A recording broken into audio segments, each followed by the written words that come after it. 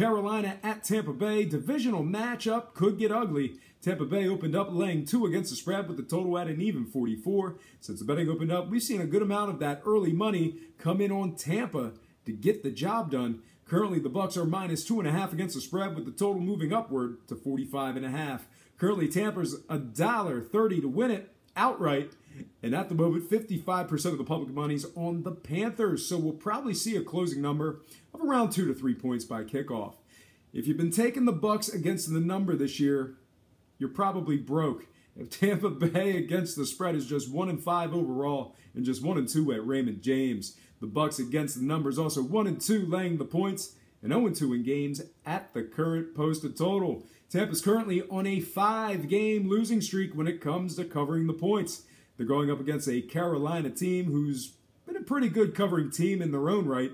The Panthers against the spread, 3-1 when traveling, 2-0 catching points, and 1-0 in games at the current total. In addition to going 2-0 covering as the official road underdog, Carolina's garnered themselves some marquee covers over the likes of Detroit and New England. All told, the case for Carolina bettors can certainly be made. Now, scoring-wise, we've seen a bunch of it when it comes to these Tampa matchups. Bucs games are 3-1 to the overs in their last 4.